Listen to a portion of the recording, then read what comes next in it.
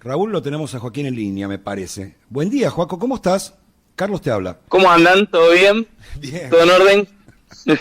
Qué alegría escucharlo. Y a vos, porque siempre que hablamos con él, que arranca con un tono cantarino en su voz, es decir, hay alguien ahí latiendo por lo que viene y no sufriendo por lo que pasó. Hoy el vicerrector del Nacional de Buenos Aires, te cuento esto para introducirte un poco en la primera cuestión. Igual va a ser, si tenés tiempo, vamos a hablar un rato de un montón de cosas contigo. Dale, sí. El vicerrector del Nacional de Buenos Aires, que es un amigo nuestro de toda la vida, de Raúl y mío, el doctor Diego Barovero, historiador, artista plástico, un tipo encantador, después de lo que se votó anoche en el Senado, apeló a una oración de una de las cuartetas de un tango que dice: la vergüenza de haber sido y el dolor de ya no ser. Sí, es un tango de los más antiguos. ¿Por qué pasa lo que pasa hoy día desde cualquier partido político en el Senado de la República o en la Cámara de Diputados, Joaquín?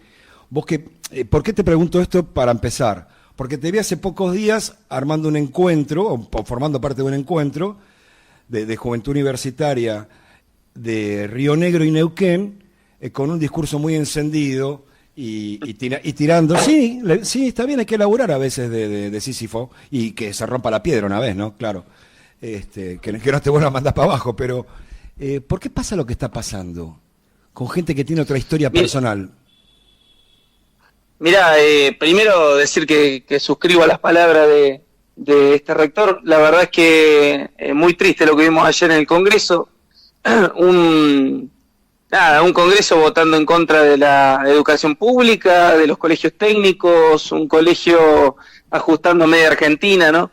Y en eso de lo que fuimos, la vergüenza de lo que fuimos, no sé cómo era, la verdad es que algo, o la nostalgia de lo que fuimos, la verdad es que algo de eso se vio, ¿no? Partidos políticos que históricamente acompañaron a la educación pública, al sistema tecnológico y científico del país, hoy votando en contra de eso. Hablo del radicalismo, hablo de algunos sectores del PJ que representan algunas provincias. La verdad es que mínimo lo que puedo decir es que esos representantes partidarios no creo que le estén haciendo honor al partido del que vienen. Y ahí ligo, obviamente, con la pregunta que vos me hacías.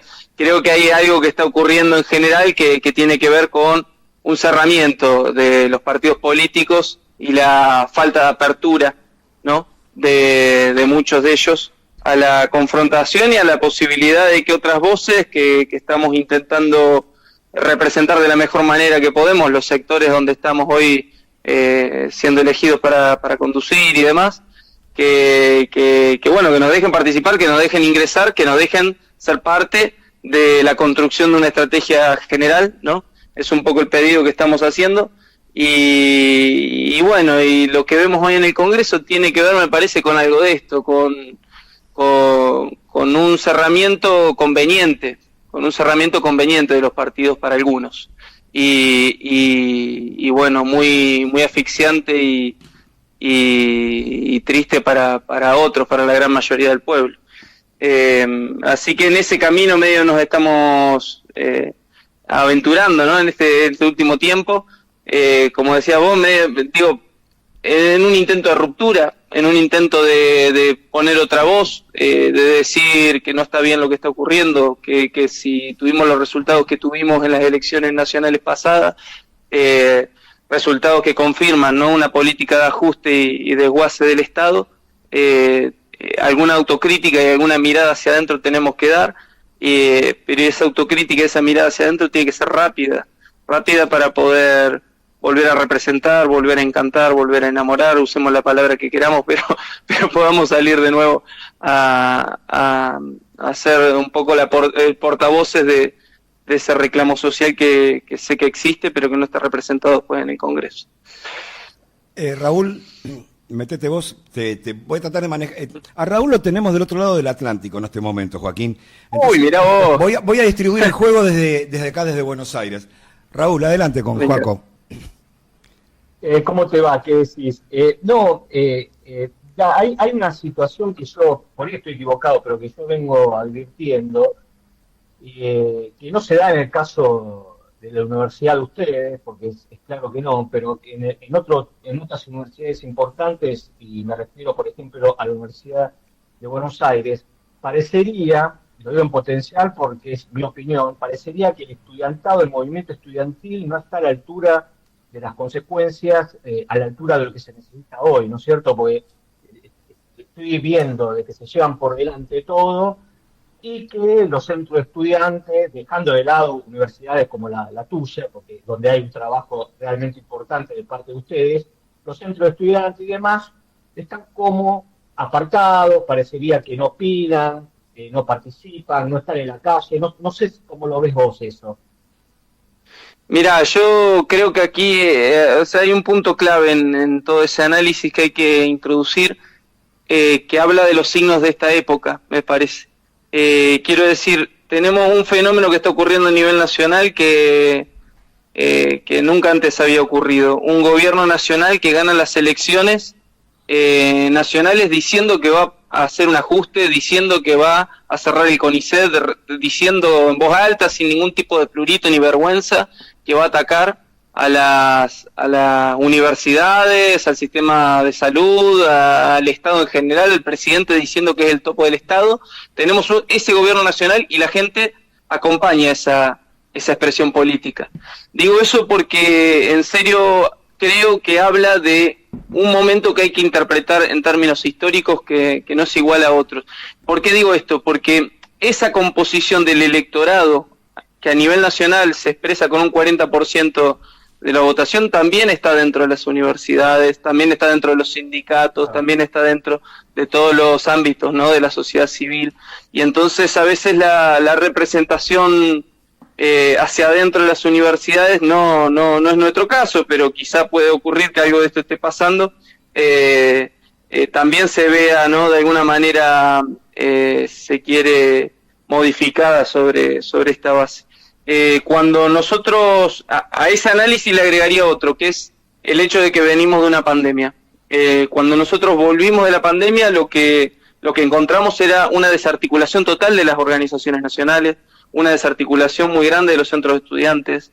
Después de 2-3 años logramos volver a tener el músculo que teníamos antes, y ahora desde una perspectiva distinta, quizá, una representación más llana o abocada a la expresión situada de los lugares donde los centros de estudiantes están ejerciendo su representación. Digo todo esto porque quizá ayuda a explicar el fenómeno y la diferencia con procesos anteriores, ¿verdad?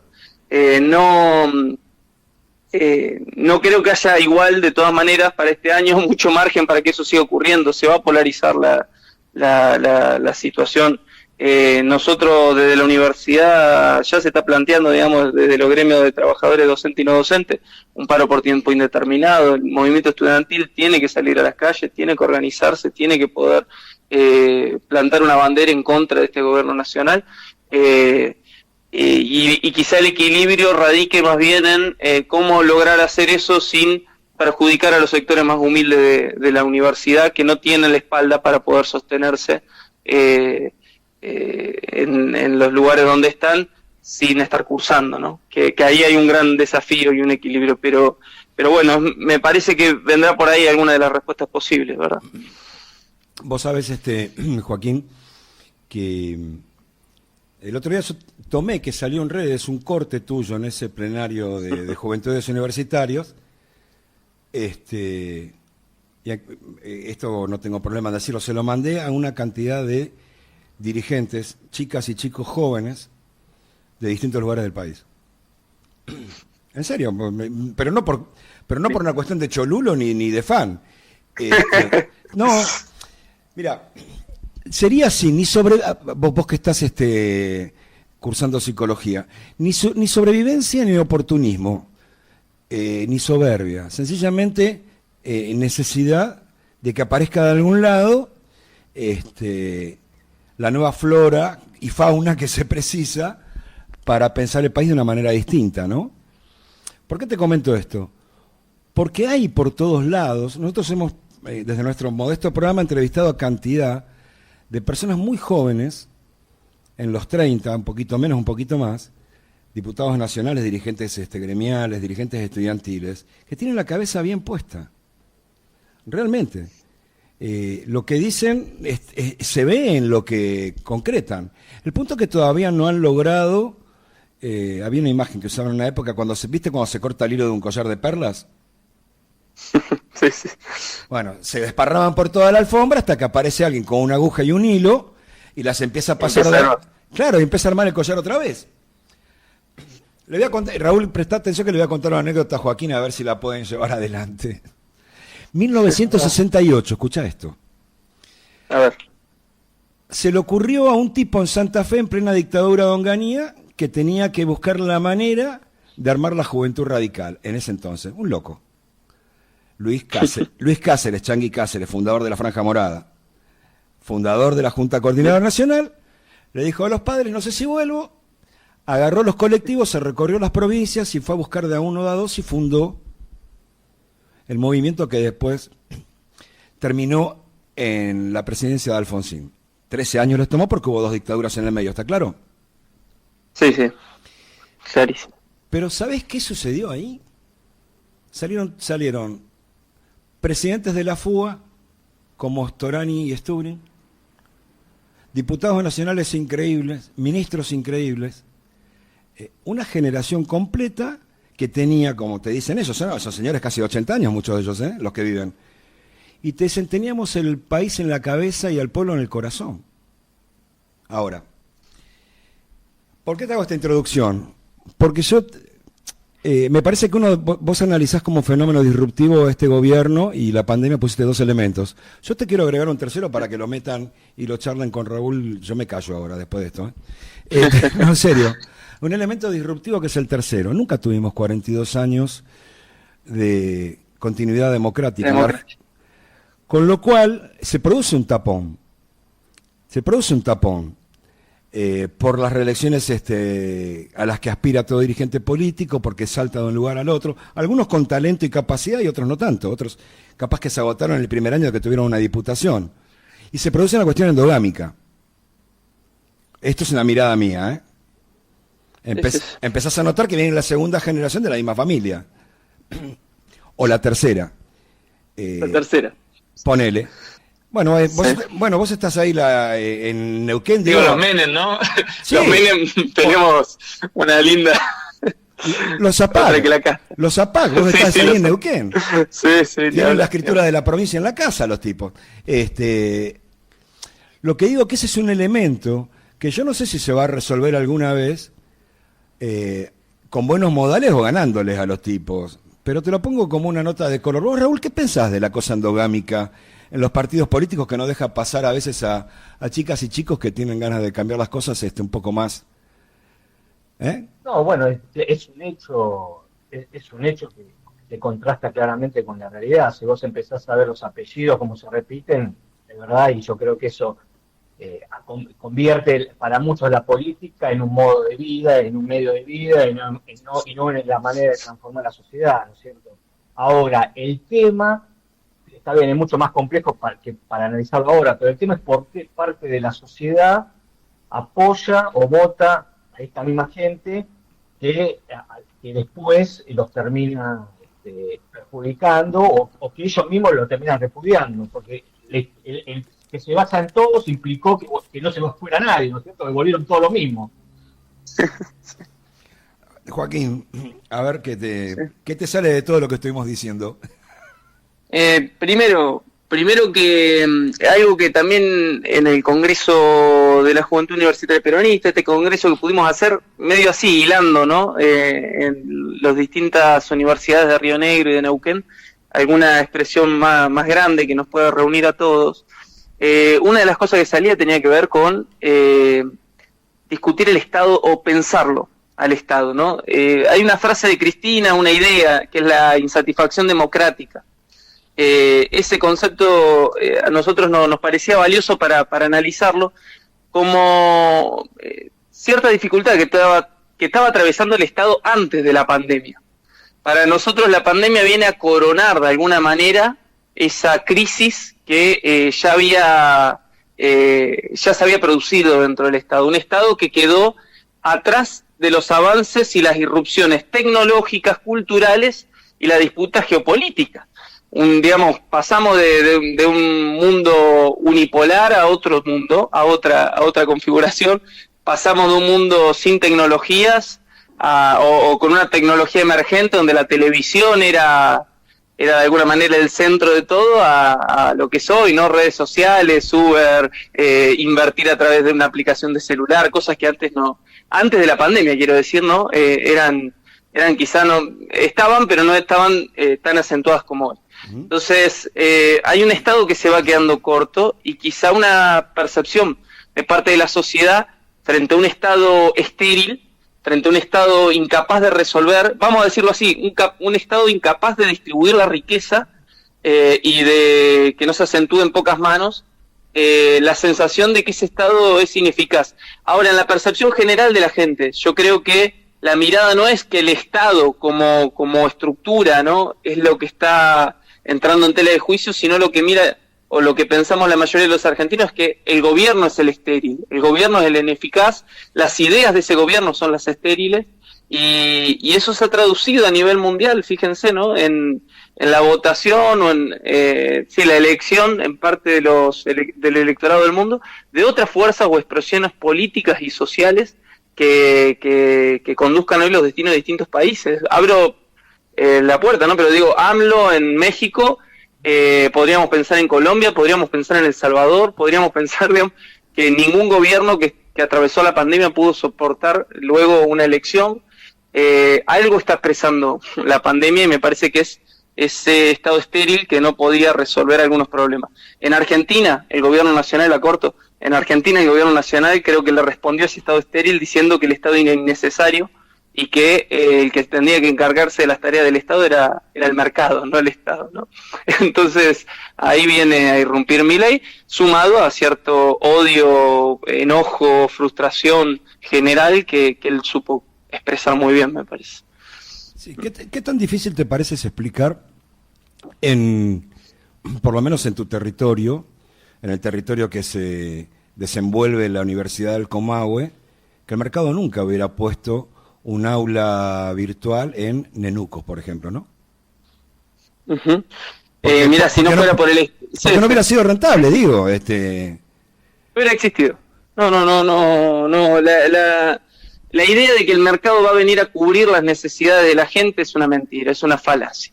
La idea de que el mercado está apostando al bienestar general es una mentira. Si el Estado no interviene en la regulación de la economía es regulada solo por monopolios, no es que no es regulada ni que hay libre competencia y la odisea o lo que fuera, o la utopía de los liberales que nunca vieron concretada su teoría. Así que bueno, nada, al contrario, sí, si no hay Estado presente, hay un montón de sociedades, de sectores, de pueblos de la sociedad que se quedarían sin oportunidades, se quedarían sin salud, se quedarían sin... y que gracias a que hay un Estado, para eso lo creamos, ¿no? Es que, bueno, hoy podemos contar con estos servicios dentro de las comunidades quizá más chicas. Vos sabés que a mí entiendo, porque lo que estás diciendo lo escuchamos siendo muy pibes, con una retórica y una oratoria fenomenal en todo el país allá por el 82-83. Alfonsín cuestionaba en ese entonces a los liberales que estaban representados por Álvaro Sogaray, ¿quién va a poner una oficina de correo en un pueblo de 200 personas? Háblenme del mercado. ¿Quién va a poner un hospital en 200 kilómetros de una ruta en el que sumado hay 10.000 personas?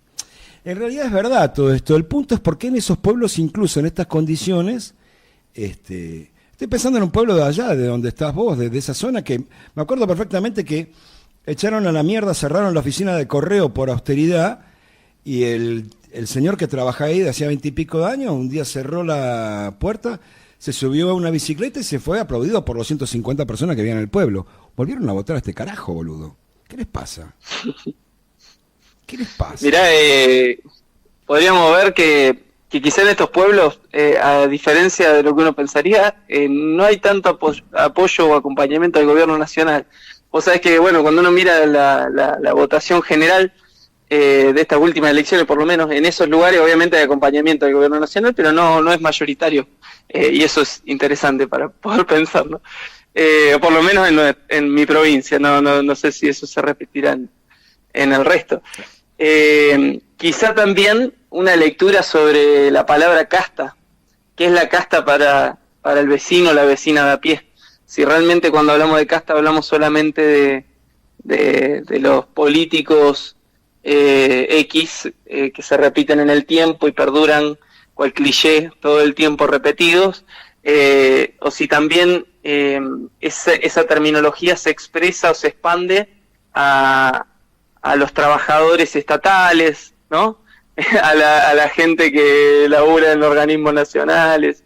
Digo eso porque quizá la bronca de un voto es expresada frente a las diferencias que hay en oportunidades dentro de los que trabajan en el Estado y de los que no sé, son preguntas que me hago. No, mira, hace un mes nosotros hablamos con un coprovinciano tuyo, creo que es coprovinciano tuyo, Rodolfo Aguiar, el secretario general de ATE, ¿no? Aguiar, sí, claramente, sí. ¿Lo llevaste a la universidad ya?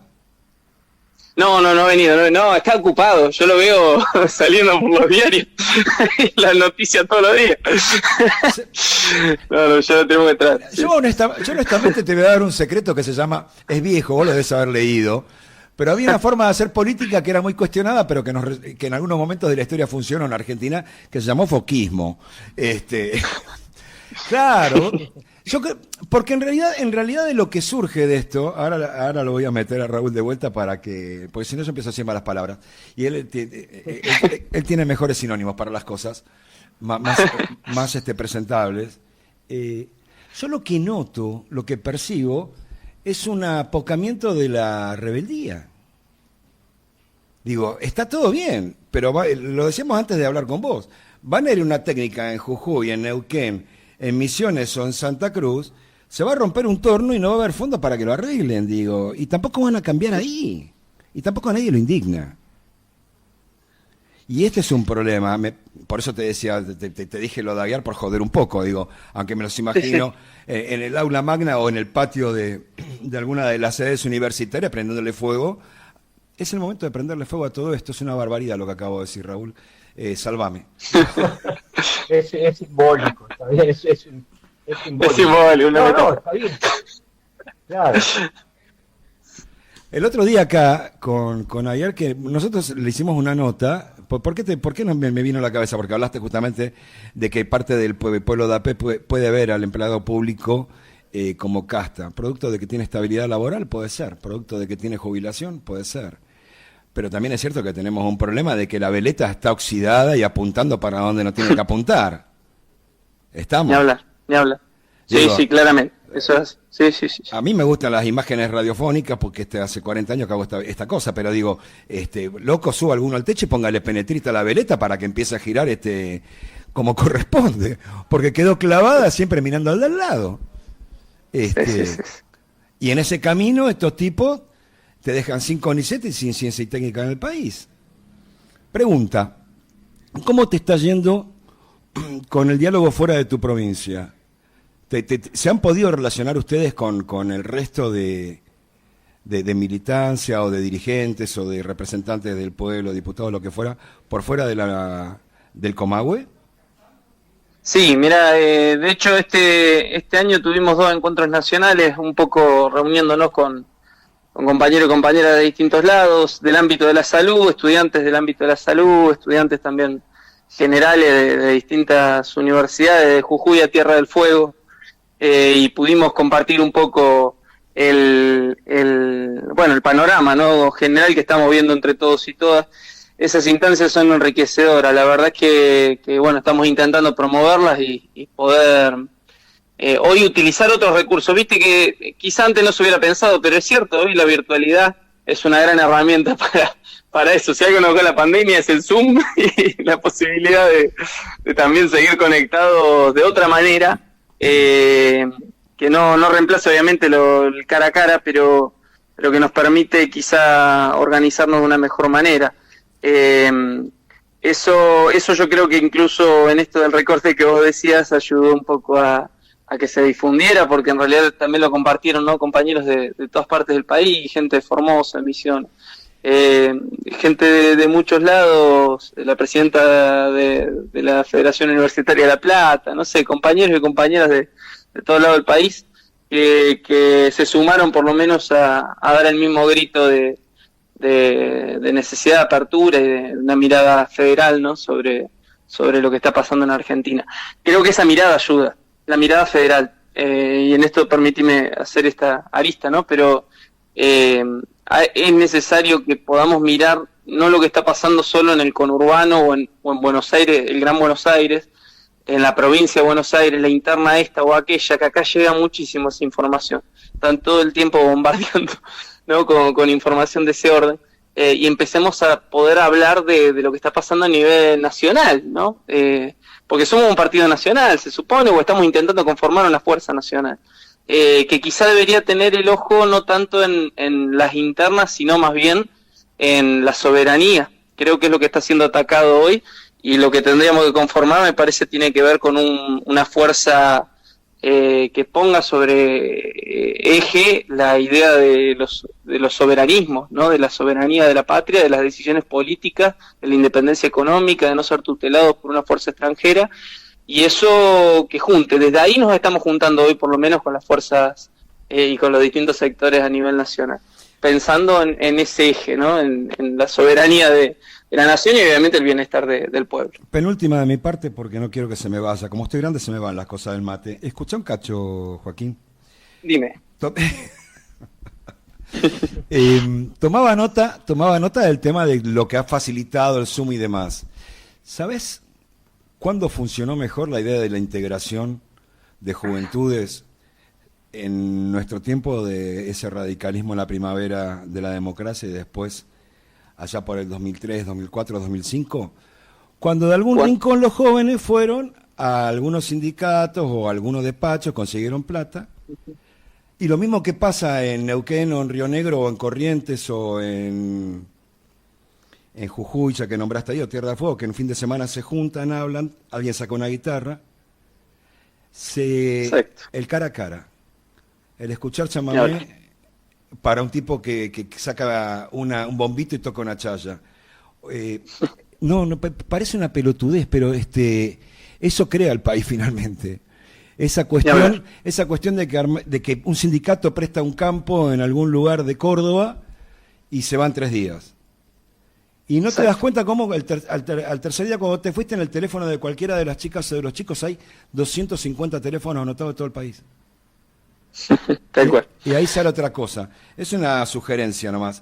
Raúl, ¿vos tenés algo? Yo tengo la última, pero si tenés algo, prefiero que te metas vos primero. No, bueno, estamos en una etapa de receso, ¿no? Ahora, hasta febrero, que volverán las actividades en las universidades con exámenes y demás, pero no sé si ya estás pensando el 2025, qué expectativa tenés, porque evidentemente después de lo que está pasando en el Congreso con la aprobación de este presupuesto, seguramente va a ser un año mucho más difícil que el año difícil que ya fue el 2025, ¿no? No sé cómo lo están pensando ustedes desde allá.